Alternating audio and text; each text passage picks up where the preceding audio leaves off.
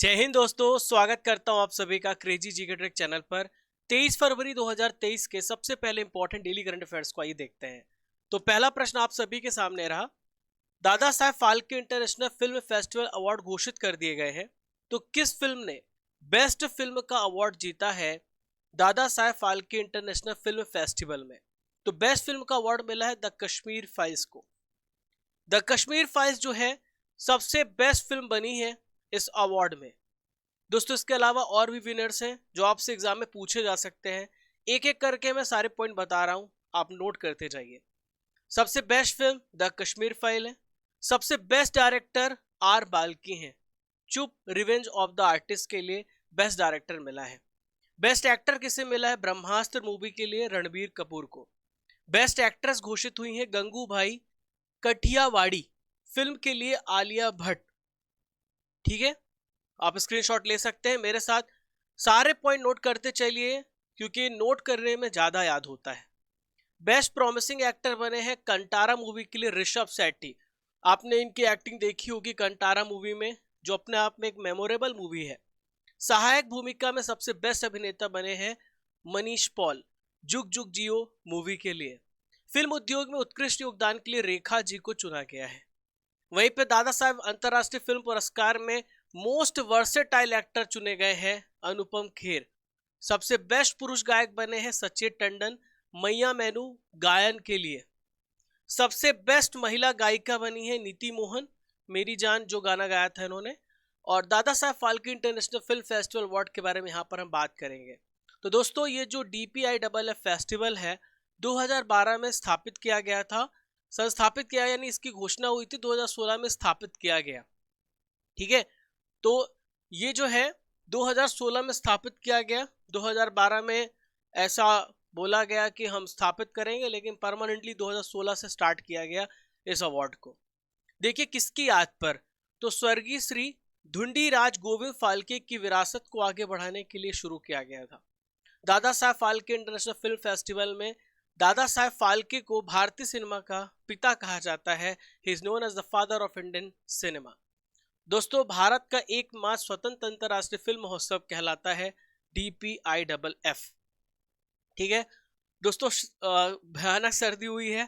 थोड़ा सा हो सकता है कि आपको आवाज दब के आए, बट कोई नहीं, जब तक तोड़ेंगे नहीं तब तक छोड़ेंगे नहीं। थोड़ी तबीयत भी ठीक नहीं थी, बट जैसा कि वादा किया आपसे, कितनी भी मुश्किलें हो, कितनी भी परेशानी हो, करंट अफेयर सुबह 6 बजे आप तक पहुंचेगा ही पहुंचेगा। साथियों आप सभी देख रहे हैं 23 फरवरी 2023 के डेली करंट अफेयर्स, और मैं हूं आप सभी का राजा गुप्ता। डेली करंट अफेयर्स आपको पढ़ाता हूं हिंदी और इंग्लिश दोनों माध्यम में। करंट अफेयर्स की ब्रह्मास्त्र क्लास है जो भारत के सभी एग्जाम्स के लिए जरूरी है। 452 दिन हो गए मुझे करंट अफेयर्स लगातार आपको पढ़ाते हुए। यहाँ पर आपको मिलता है डेली करंट अफेयर का टेस्ट, स्पेशल स्टैटिक जीके मिलता है, आपको PDF मिलती है। प्रतिदिन सुबह 6 बजे आपको क्लास मिलती है। 25 से 30 मिनट में 200 से 300 जानकारी देने का प्रयास है। आइए प्रश्न नंबर 2 को देखते हैं। कौन सा देश संयुक्त राष्ट्र मुख्यालय में परमानेंट मिशन राउंड टेबल सम्मेलन की मेजबानी करेगा? Which country will host the permanent mission round table conference at the United nation headquarter? तो इसका सही उत्तर है भारत। दोस्तों भारत जो है संयुक्त राष्ट्र मुख्यालय में परमानेंट मिशन राउंड टेबल सम्मेलन की मेजबानी करेगा। दोस्तों परमानेंट जो मिशन राउंड टेबल सम्मेलन है ये कहां पर आयोजित होगा? तो न्यूयॉर्क में आयोजित होने वाला सतत विकास लक्ष्य SDG शिखर सम्मेलन 2023 से पहले आयोजित किया जाएगा। इस आयोजन के दौरान भारत की यहाँ पर ग्रोथ स्टोरी बताई जाएगी, भारत की अचीवमेंट बताई जाएगी इस इवेंट में, कि भारत किस प्रकार से आगे बढ़ रहा है अपनी इकोनॉमी और विभिन्न आयामों में, भारत किस प्रकार से आगे बढ़ रहा है। यहाँ पे बात आई है मेरे प्यारे साथियों संयुक्त राष्ट्र की, तो यूनाइटेड नेशन के बारे में इंपॉर्टेंट डिटेल्स को यहाँ पर समझते हैं।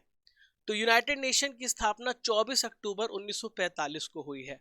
हर साल 24 अक्टूबर को हम UN डे मनाते हैं।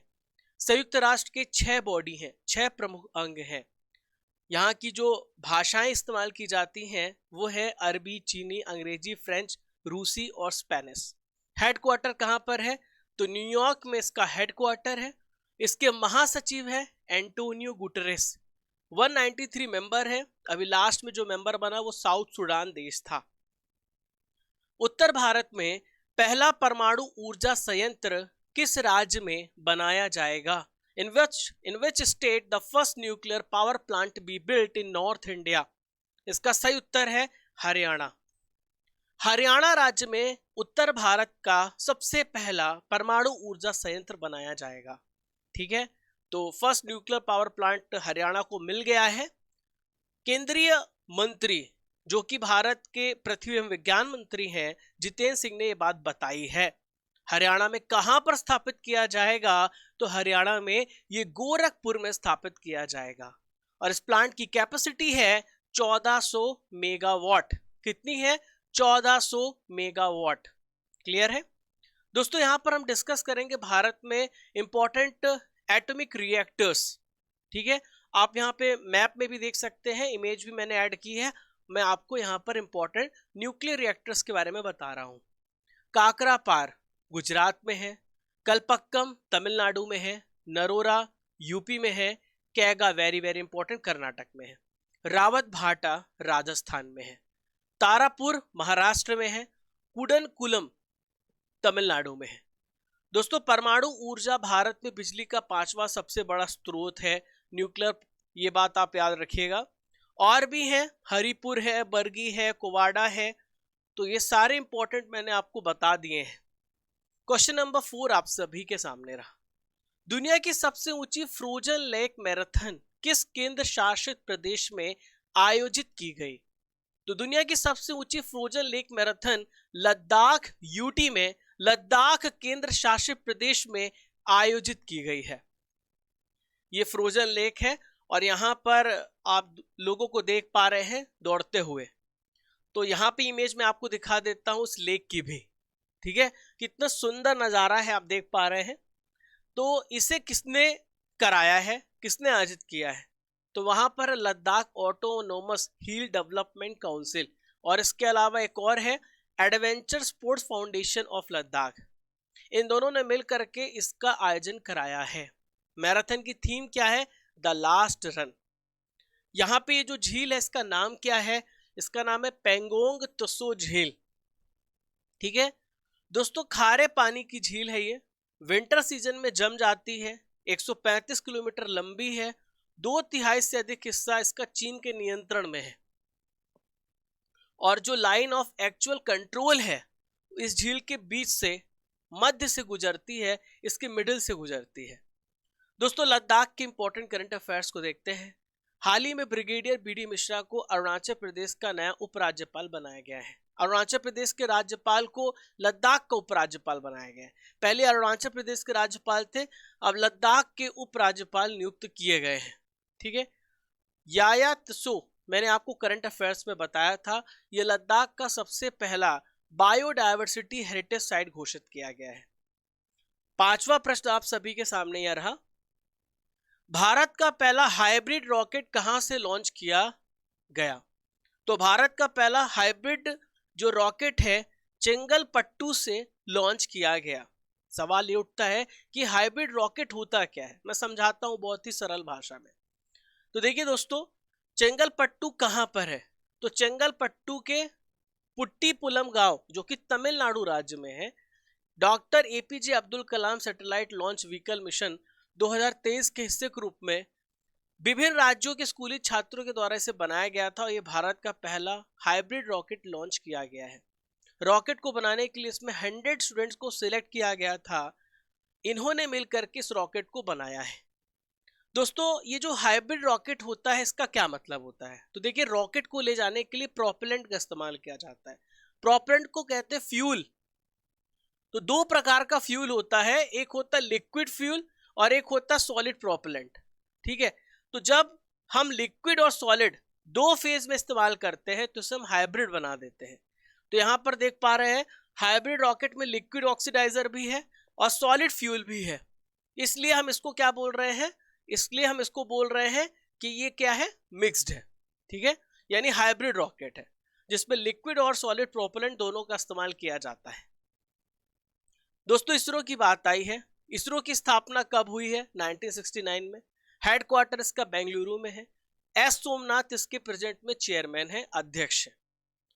नॉलेज फैक्ट्री में आज हम 2022 के महत्वपूर्ण स्पोर्ट्स करंट अफेयर्स को कवर करने वाले हैं।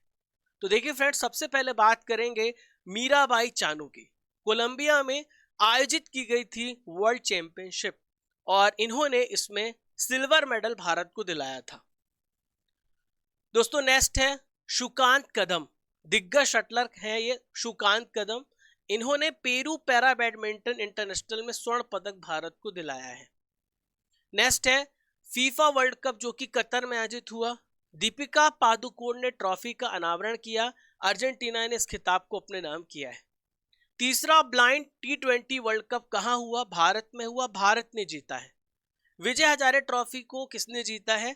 सौराष्ट्र ने जीता है, महाराष्ट्र को 5 विकेट से हराकर। फीफा वर्ल्ड कप में पुरुषों के विश्व कप में पहली बार, सबसे इंपॉर्टेंट क्वेश्चन, अगर आपसे पूछा जाए कि पहली महिला रेफरी कौन थी, इनका क्या नाम था, तो इनका नाम है, फ्रांस की है ये, स्टेफनी फ्रेपर्ट, ये पहली महिला रेफरी थी। दोस्तों ऋतुराज गायकवाड़ की बात करेंगे। एक ओवर में 7 छक्के लगाने का रिकॉर्ड बनाया था, 43 रन बनाए थे। डेविस कप किसने जीता है? कनाडा ने ऑस्ट्रेलिया को हरा करके डेविस कप अपने नाम किया है। मणिपुर लगातार दूसरी बार उत्तर पूर्व ओलंपिक खेलों में शीर्ष रहा। किसी हमारे साथी ने कमेंट किया था, सर 2022 की इंपॉर्टेंट करंट अफेयर्स की जो है स्पोर्ट्स करंट अफेयर बता दीजिए। तो भाई अगर आप सुन रहे होंगे, मैं उनका कमेंट सेक्शन यहाँ पे रखना भूल गया, तो अगर आप सुन रहे होंगे तो आप ही के रिक्वेस्ट पे ये मैंने ऐड किया है। आप भी रिक्वेस्ट कर सकते हैं, नॉलेज फैक्ट्री और स्टैटिक जी के आपके अनुसार हम यहाँ पर पहुंचाएंगे। चलिए अगला प्रश्न आप सभी के सामने ये रहा।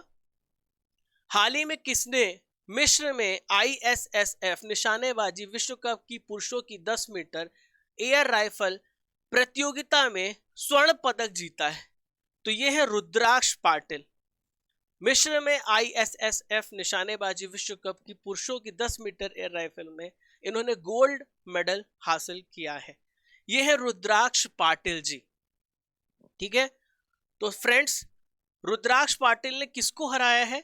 जर्मनी के मैक्सिमिलियन उलब्रिच को हरा करके इस खिताब को अपने नाम किया है, ठीक है। 16-8 से इन्होंने हरा दिया है। दोस्तों यहाँ पे बात करेंगे ISSF की, इंटरनेशनल शूटिंग स्पोर्ट्स फेडरेशन की। राइफल, पिस्टल और शॉटगन और बहुत सारे गैर ओलंपिक शूटिंग स्पोर्ट्स इवेंट कराने का काम किसका होता है? ISSF का होता है। अब विशेष बात यह है कि ISSF का जो हेडक्वार्टर है पूछ लिया जाता है, तो म्यूनिक जर्मनी में इसका हेडक्वार्टर है। 1907 में इंटरनेशनल शूटिंग यूनियन के रूप में इसकी स्थापना हुई थी और 150 से अधिक इसमें अभी प्रेजेंट में मेंबर हैं। भारतीय मुक्केबाजी टीम के नए विदेशी कोच बने, इनका क्या नाम है? तो भारतीय मुक्केबाजी टीम के नए विदेशी कोच बने हैं, इनका नाम है दिमित्री दिमित्रुक। क्या नाम है? दिमित्री दिमित्रुक। यह है दिमित्री दिमित्रुक। दोस्तों बॉक्सिंग फेडरेशन ऑफ इंडिया ने इन्हें नया विदेशी कोच नियुक्त किया है। 2 साल के करार के लिए, 2 साल के अनुबंध पर इन्हें महिला एवं पुरुष दोनों टीमों का कोच बनाया गया है। दोस्तों यहाँ पे बात करेंगे BFI की, यानी बॉक्सिंग फेडरेशन ऑफ इंडिया की। तो बॉक्सिंग फेडरेशन ऑफ इंडिया का हेडक्वार्टर न्यू दिल्ली में है और इसके अध्यक्ष है अजय सिंह।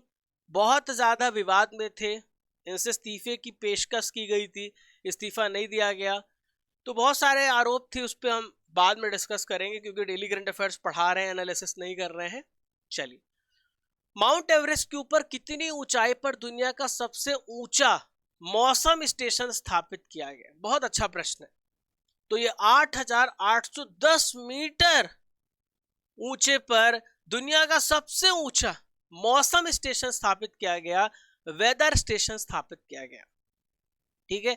ये डिफरेंट मेट्रोलॉजिस्ट है जो इसकी स्थापना कर रहे हैं, इनके साहस को सलाम है। तो गिनीज वर्ल्ड रिकॉर्ड में एक नया नाम दर्ज हो गया है। पर्वतारोही और वैज्ञानिकों की टीम ने ऐसा कर दिखाया है। देखिए, जो माउंट एवरेस्ट की सबसे ऊंची चोटी है वो 8,850 है, लगभग 40 मीटर पीछे रह गए रिकॉर्ड तोड़ने से। हालांकि अभी भी एक रिकॉर्ड ही है, इस समूह का नेतृत्व किसने किया था? तेंजिंग ग्यालजेन शेरपा ने इसको रिप्रेजेंट किया था, इस ग्रुप को लीड किया था। दोस्तों कुछ इंपॉर्टेंट करंट अफेयर्स, कुछ इंपॉर्टेंट स्ट्रैटेजिक है। यहाँ पे बात करेंगे एडमंड हिलेरी और नेपाली मूल के भारतीय नागरिक तेंसिंग नोर्गे शेरपा 29 मई 1953 को माउंट एवरेस्ट पर पहली बार ये चढ़े थे। इसके अलावा एक और बात करेंगे जुंको तेबई की, जो कि जापान की हैं, माउंट एवरेस्ट की चोटी पर पहुंचने वाली पहली महिला है। इसके साथ इन्होंने 7 महाद्वीप के हर एक चोटी के ऊपर चढ़ाई की है और ये एक पहली महिला है जिन्होंने ऐसा काम किया है। 22वें विधि आयोग के कार्यकाल किस वर्ष तक के लिए बढ़ा दिए गए हैं? तो 22वें विधि आयोग का जो कार्यकाल है 2024 तक के लिए बढ़ा दिया गया है। 2022 तक था, अब इसका कार्यकाल 2 वर्ष के लिए और आगे बढ़ाया गया है। लॉ कमीशन ऑफ इंडिया जिसे हम कहते हैं। तो केंद्रीय मंत्रिमंडल ने 31 अगस्त 2024 तक के लिए 22वें विधि आयोग के विस्तार की मंजूरी दे दी है। दोस्तों अभी इसके हाल ही में ऋतुराज अवस्थी क्या बनाए गए थे? अध्यक्ष बनाए गए थे। लगभग 4 साल के गैप के बाद जो है इसको गठित किया गया। 7 नवंबर को मैंने आपको पढ़ाया था। कर्नाटक हाईकोर्ट के पूर्व न्यायाधीश थे, मुख्य न्यायाधीश थे ऋतुराज अवस्थी, जिन्हें विधि आयोग का अध्यक्ष नियुक्त किया गया था। भारत का जो विधि आयोग है कैसा आयोग है? तो एक प्रकार का नॉन स्टैट्यूटरी बॉडी है, ठीक है, यानी गैर संवैधानिक निकाय है, ठीक है। इसका हमारे संविधान में कहीं भी उल्लेख नहीं है। इसकी सिफारिशें सरकार के लिए बाध्यकारी नहीं है। जरूरी नहीं है कि जो रिकमेंडेशन विधि आयोग दे तो सरकार उसको माने या ना माने, उसके ऊपर डिपेंड करता है, सरकार के ऊपर डिपेंड करता है। विश्व स्काउट दिवस कब मनाया गया? तो फ्रेंड्स 20 फरवरी को मनाया गया। 20 फरवरी गलत, 22 फरवरी को मनाया गया विश्व स्काउट दिवस। तो वर्ल्ड स्काउट डे 22 फरवरी को मनाया जाता है, ठीक है, हर साल 22 फरवरी को मनाया जाता है। और लाखों जो है स्काउट्स जो बॉय होते हैं वो मनाते हैं। और यह दिवस जो है लॉर्ड रॉबर्ट बैडन पावेल के जन्म दिवस पर मनाया जाता है, जिन्होंने बॉय स्काउट मूवमेंट की स्थापना की थी। दोस्तों यहां पर करंट अफेयर्स की रसमलाई या आप कहें ट्रिपल आर सीरीज जो है रिवीजन राइज, मैं रिवीजन राइज करूंगा उसको भूल गया। तो करंट अफेयर्स की रसमलाई 2022 आप सभी के सामने आ गई है, ठीक है, ट्रिपल आर सीरीज ही है। तो पहला प्रश्न आप सभी के सामने रहा, थूथुकुडी किस राज्य में है जहां वर्तमान में फ्लोटिंग प्लांट की स्थापना की गई है? तो थूथुकुडी जो है तमिलनाडु राज्य में है जहां पर फ्लोटिंग प्लांट की स्थापना की गई। रिजवाना हसन का संबंध किस देश से है जिन्हें 2022 के लिए अंतरराष्ट्रीय महिला साहस पुरस्कार दिया गया? तो इनका संबंध है बांग्लादेश से। किससे? बांग्लादेश से इनका संबंध है। विश्व किडनी दिवस 2022 किस दिन मनाया गया? तो हर साल 10 मार्च को मनाया जाता है वर्ल्ड किडनी डे। किडनी की इंपॉर्टेंस को, किडनी की अवेयरनेस के बारे में लोगों को जागरूक करने के लिए दिवस मनाया जाता है। किस राज्य सरकार ने पाल दधवाव नरसंहार के 100 साल पूरे कर लिए हैं? तो ये नरसंहार गुजरात राज्य में हुआ था। ISSF विश्व कप 2022 में भारत ने कितने मेडल जीते हैं? तो 7 मेडल जीते हैं। और अभी जो प्रेजेंट में चल रहा है उसमें 5 मेडल जीते हैं। और भी जो इवेंट में और भी चीजें जो होंगी तो आपको करंट अफेयर्स में ऐड करवा दी जाएंगी। एक महत्वपूर्ण जानकारी, हमारे क्रेजी जीके ट्रिक एप्लीकेशन में हर एक विषय का क्विज है, साइंस का, पॉलिटी का। इसके अलावा बुक्स भी अवेलेबल हैं हर विषय की, तो आप इन बुक्स को भी डाउनलोड कर सकते हैं। इसकी ई बुक आप डाउनलोड कर सकते हैं। और बहुत सारे कोर्सेस हैं अलग अलग विषय के, अलग अलग टीचर्स के द्वारा पढ़ाए गए हैं। आप कूपन कोड यूज कर सकते हैं RGCGT, जहां पर आपको मैक्सिमम डिस्काउंट मिल जाएगा। दोस्तों आपने करंट अफेयर्स 23 फरवरी का बहुत अच्छे से पढ़ा है। अब आपका होगा टेस्ट कि आपने कितने ध्यान से करंट अफेयर्स को पढ़ा है। तो चलिए, Dadasaheb Phalke international film festival award में सबसे बेस्ट अभिनेता का खिताब किसे मिला है? तो रणबीर कपूर को मिला है ब्रह्मास्त्र मूवी के लिए। भारतीय सिनेमा के पिता किसे कहा जाता है? तो भारतीय सिनेमा के पिता कहे जाते दादा साहेब फाल्के। वर्तमान में संयुक्त राष्ट्र में टोटल कितने मेंबर है? आप अपने सब कमेंट बॉक्स पे जारी रखें। 193। कलपक्कम परमाणु ऊर्जा संयंत्र किस राज्य में स्थित है? तो कलपक्कम कहां पर है? तमिलनाडु में है। बीडी मिश्रा किस यूटी के उपराज्यपाल बनाए गए हैं? तो लद्दाख के बने हैं। इसरो की स्थापना किस वर्ष की गई थी? 1969 में। भारत के 77 ग्रैंड मास्टर बने, इनका क्या नाम है? तो यह है आदित्य मित्तल। एक होमवर्क दे रहा हूं आप लोगों को। जनवरी महीने का कल आपका टेस्ट होगा, पूरे महीने का, तो पढ़ के आइएगा। जनवरी 2023 का आपका टेस्ट होने वाला है। आप पूरे करंट अफेयर्स को पढ़ के आइएगा, कल टेस्ट होगा। रुद्राक्ष पाटिल का संबंध किस खेल से है? तो इनका संबंध है शूटिंग से। बचेंद्री पाल माउंट एवरेस्ट किस वर्ष पहली बार माउंट एवरेस्ट पर पहुंची थी? 1984 में। 22वें विधि आयोग के अध्यक्ष कौन है? क्या नाम है इनका? तो फ्रेंड्स इनका नाम है ऋतुराज अवस्थी। क्या नाम है? ऋतुराज अवस्थी। दोस्तों यहाँ पे हम 22 फरवरी 2023 के इंपॉर्टेंट करंट अफेयर्स का रिवीजन करेंगे, जो कल आपने करंट अफेयर्स पढ़ा है। नीति आयोग के नए सीईओ बने, इनका क्या नाम है? तो फ्रेंड्स इनका नाम है VBR सुब्रमण्यम। 76वें बाफ्टा अवार्ड्स की घोषणा हुई है। बेस्ट फिल्म का खिताब किसने जीता है? All Quiet on the Western Front. Arunachal Pradesh और मिजोरम का स्थापना दिवस कब मनाया गया? तो 20 फरवरी को मनाया जाता है स्थापना दिवस। किस मेट्रो ने पहली बार स्वदेशी ट्रेन नियंत्रण और पर्यवेक्षण प्रणाली की शुरुआत की है? दिल्ली मेट्रो ने। किस कंपनी के घरेलू उपकरणों को विश्व स्तर पर वर्सुनी नाम दिया गया है? तो ये फिलिप्स की कंपनी। दुनिया के सबसे बड़े दिव्यांग पार्क की आधारशिला किस शहर में रखी गई है? कहां पर रखी गई है? नागपुर में रखी गई है। ओम प्रकाश कोहली का हाल ही में निधन हो गया। किस क्षेत्र से जुड़े थे? तो ओम प्रकाश कोहली का संबंध राजनीति से था, पॉलिटिक्स से था। अब हमारे बीच में नहीं रहे।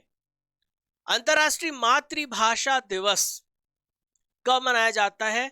21 फरवरी को मनाया गया अंतरराष्ट्रीय मातृभाषा दिवस। 150 T20 इंटरनेशनल मैच खेलने वाली दुनिया की पहली क्रिकेटर कौन बनी है? हरमनप्रीत कौर। खजुराहो नृत्य महोत्सव 2023 किस राज्य में शुरू हुआ है? मध्य प्रदेश में हाल ही में ये शुरू हुआ है। आज का सवाल है, Dadasaheb Phalke international film festival award में किस फिल्म ने बेस्ट फिल्म का अवार्ड जीता है? आपको इसका उत्तर कमेंट बॉक्स पे देना है। पहचानो कौन सीरीज में आपको बताना है ये इमेज कहाँ की है, और आपको 5 सेंटेंस लिखने हैं इस पिक्चर के बारे में। दोस्तों कल का जो इमेज दिया गया था उसमें रिया गुप्ता और सागर कुमार ने यहाँ पर बहुत ही अच्छी लाइन लिखी है, उसको मैंने यहाँ पे पिक किया है। कल की जो इमेज थी वो अजीम प्रेम जी की इमेज थी। आप स्क्रीनशॉट ले करके पढ़ सकते हैं इनके बारे में, अजीम प्रेम जी के बारे में। आज के स्टैटिक जीके के पिटारे में स्वास्थ्य एवं पोषण से रिलेटेड प्रश्नों को डिस्कस करेंगे। बायोलॉजी के प्रश्न है। डेंगू बुखार के कारण मानव शरीर में किसकी कमी हो जाती है? अच्छा क्वेश्चन पूछा जाता है। तो डेंगू बुखार के कारण हमारे शरीर में प्लेटलेट्स की कमी हो जाती है। ठीक है। एडिस इजिप्टी नाम का जो मच्छर होता है जब काटता है तो डेंगू हो जाता है। डेंगू वायरस की वजह से होता है। बीएमडी अगर आपने नाम सुना होगा तो बीएमडी किसका फुल फॉर्म है? तो बीएमडी फुल फॉर्म है बोन मिनरल डेंसिटी का, जो एज के साथ घटने लगती है। प्रचुरतम मात्रा में खाद्य प्रोटीन के 2 ज्ञात स्रोत इनमें से कौन से हैं? तो सबसे ज्यादा जो प्रोटीन होता है 46% सोयाबीन में पाया जाता है, मूंगफली में पाया जाता है। विटामिन B2 का क्या नाम है, केमिकल नेम? ठीक है, तो इसका नाम है राइबोफ्लेविन, और विटामिन B1 का थायमिन। एक कठोर परिश्रम करने वाले पुरुष की दैनिक ऊर्जा की कितनी आवश्यकता होती है? जो कठोर परिश्रम करता है 4000 कैलोरी, और ऑर्डिनरी लोगों को 2 से 2500 कैलोरी के बीच में। इनमें से कौन सा विटामिन पानी में घुलनशील है? तो देखिए BC जो है घुलनशील है और कीड़ा अघुलनशील है, तो ये वाटर सॉल्यूबल है BC, तो उसमें बी ऑप्शन है, सी भी अगर होता तो सी भी होता। इनमें से कौन सा जल जनित रोग है, यानी वाटर से डिसीज जो जन्म लेती है उससे कौन सा कहते हैं, प्रदूषित जल से। तो ये है हैजा, कॉलरा, विब्रियो कॉलरी की वजह से होता है, बैक्टीरिया है। बहु औषधि चिकित्सा एमडीटी इसके संक्रमण के लिए है। तो एमडीटी जो इस्तेमाल की जाती है, किसमें इस्तेमाल की जाती है, तो कुष्ठ रोग, कोढ़ को, लेप्रोसी को ठीक करने के लिए। दोस्तों जो लेप्रोसी होती है माइकोबैक्टीरियम लेप्री बैक्टीरिया की वजह से होती है। किस विटामिन के कारण स्वच्छ पटल मृदुता केरेटोमलेशिया हो जाता है, तो केरेटोमलेशिया किस विटामिन की कमी से हो जाता है, तो यहां आप देखिए ऑस्टियोमलेशिया तो विटामिन डी की कमी से होता है, ठीक है। और विटामिन ए भी यहाँ पे आंसर हो सकता है कि ऑस्टियोमलेशिया विटामिन डी से और केरेटोमलेशिया ए से। बच्चों को किस रोग के प्रति प्रतिरक्षित करने के लिए डीपीटी लगाया जाता है, टीका लगाया जाता है। तो डीपीटी जो है काली खांसी को ठीक करने के लिए लगाया जाता है, ठीक है। डीपीटी में होता है जो डी होता है डायरिया, पी होता है पर्टूसिस और टी होता है टिटनेस। 3 रोगों से बचाव के लिए होता है, ठीक है। डायरिया मैंने बोल दिया, डिप्थेरिया, ठीक है, D for diphtheria, P for pertussis और टी फॉर टिटनेस। 3 रोगों को ठीक करने के लिए होता है, ठीक है। तो दोस्तों हमारा पिटारा खत्म हो गया है। कल के जो रिजल्ट है हमारे पास अभी आज नहीं आए हैं, हमारे पास पुराने ही रिजल्ट है, कल मैं घोषित कर दूंगा। तो इस प्रकार का जो क्विज होता है जिसमें आप विनर्स घोषित किए जाते हैं, हमारे क्रेजी जीके ट्रिक एप्लीकेशन पर एक क्विज होता है। हमारे एप्लीकेशन को आप डाउनलोड कर सकते हैं, जहां पर आपको फ्री में डेली करंट अफेयर्स की पीडीएफ मिल जाती है। टेलीग्राम में भी पीडीएफ मैं अपलोड कर रहा हूँ, खुद ही अपलोड कर रहा हूँ। शाम को 6 बजे आपको करंट अफेयर्स की पीडीएफ मिल जाती है, सुबह 9 बजे आप टेस्ट दे सकते हैं डेली करंट अफेयर्स का। जैसे एप्लीकेशन डाउनलोड करेंगे तो नीली पट्टी दिखेगी, इसको क्लिक कीजिएगा, यहाँ पर आपको वीडियो, पीडीएफ, क्विज सब कुछ एक जगह मिल जाएगा। टेलीग्राम से आप जुड़ जाइए, जहां पर आपको इंपॉर्टेंट अपडेट्स मिलते रहते हैं, पीडीएफ भी मिलती रहती है, सब कुछ एक जगह पर मिलता है। तो टेलीग्राम भी ज्वाइन कर सकते हैं। आप हमें इंस्टाग्राम में भी फॉलो कर सकते हैं इंपॉर्टेंट अपडेट्स के लिए। आप हमें सब्सक्राइब कर लीजिएगा, पहली बार चैनल पर आ रहे हैं, सेशन पसंद आया है तो शेयर कर दीजिएगा, लाइक कर दीजिएगा और कमेंट करके बताइए आपके जो सुझाव है पॉजिटिव नेगेटिव दोनों का ही स्वागत है। तो दोस्तों अब इजाजत दीजिए, चलने का समय हो गया है। कल फिर मिलूंगा सुबह 6 बजे इसी जोश इसी ऊर्जा के साथ। तब तक के लिए जय हिंद, जय भारत, खुश रहिए, मुस्कुराते रहिए। जब तक तोड़ेंगे नहीं तब तक छोड़ेंगे नहीं। खुश रहिए, मुस्कुराते रहें।